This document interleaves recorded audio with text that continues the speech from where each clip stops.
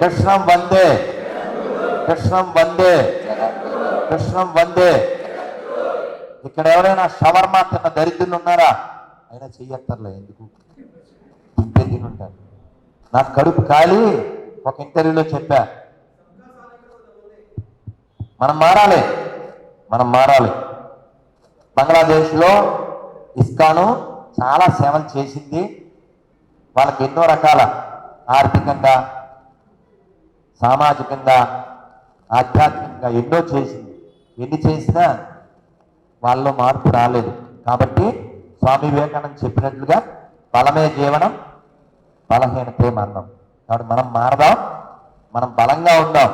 బలం లేకపోతే ఎవరూ రక్షించరు. మనం అవసరమైతే మన ఇంట్లో కర్ర వాడాలి, మన ఇంట్లో కత్తి వాడాలి. రేపొద్దున మీరు గమనిస్తున్నారా? నేను చేసిన ప్రయాణాలు మీరు చేయలేకపోవచ్చు.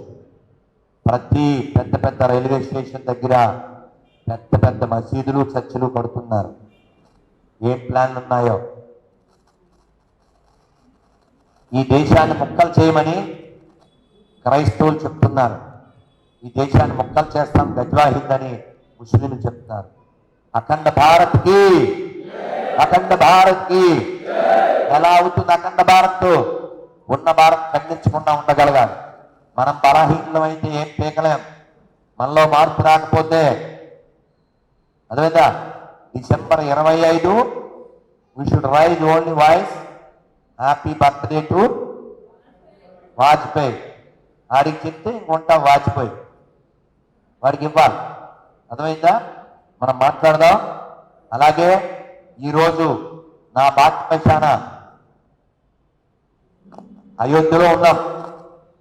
34 ఏళ్ల క్రితం, 32 ఏళ్ళు ఇదే రోజు అయోధ్యలో ఉన్నాం.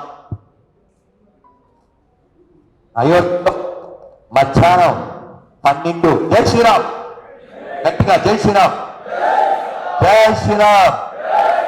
రామ లక్ష్మణ జానకి, రామ లక్ష్మణ జానకి. జై బోలో హనుమాన్ కి, జై బోలో హనుమాన్ కి. రామ లక్ష్మణ జానకి. అమ్మ, నేను ఒక 5 నిమిషాల్లో I'm going to conclude. Of course నేను ఓపిక లేకపోయినా తెచ్చుకుంటాను, చాలా విషయాలున్నాయి. బట్ మన సమయం కూడా ఉండాలి కదా. మధ్యాహ్నం మేము వారం ముందు వెళ్ళాం. ఎవరన్నా వెళ్ళేటప్పుడు 92 గంటలు అందరు. అప్పుడు వారం ముందు ఏంటి, డిసెంబర్ ఎలా ఉంటుంది అయోధ్యలో? భయంకరమైన చలి. మాకేమో గుణారాలు కింద గడ్డి, దాని మీద ఏవో నార్మల్. పొద్దున్న లేపి నాకు బాగా ఎదురు మన ఎక్సర్సైజ్ ఎలా చేయించామంటే చనిపోవడం.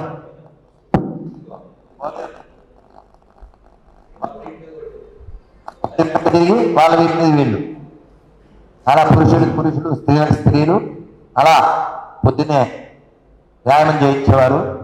ఇంకా అసలు ప్రసాదం అయితే కరువు లేదు. పూరీలు, చపాతీలు, పరోటాలు ఎన్ని పంపేవారో. అయితే ఆ రోజు మధ్యాహ్నం 12 దాటుతుంది. ఆ కట్టడం దగ్గరికి వెళ్ళి చూడాలి. చూస్తున్నాం. ఒక్కసారిగా బాబర్ అనే దొంగ, బాబర్ అనే లంగ రామాలయం మీద కట్టినటువంటి ఆ కట్టడం, ఈ దేశంలో పుట్టనివాడు, ఈ దేశంలో చావనివాడు, ఈ దేశానికి ఏమీ కానివాడు, వాడు కట్టిన కలంకం మధ్యాహ్నం 12:30 ఆ టైంకి ఒక్కసారిగా పరపరావాలు చేసుకుంటూ జై శ్రీరామ్, జై శ్రీరామ్, రామ్ లల్లాకి. అలా అది కూలింది. నెమ్మదిగా రాత్రిలోగా ఆ 4 గోడలు తీశారు. అలా తీస్తే మమ్మల్ని పిలిచారు. మాకు బాగా గుర్తుంది. రాత్రి 12 టైంకి ప్రభు జాయియే తన భజన కరో, సత్యనారాయణ మోరే, నాకు బాగా గుర్తుంది ఆయన పేరు. ఆయన చిన్న తబలా తీసుకుని శ్రీరామ్ జై రామ్ జై జై రామ్,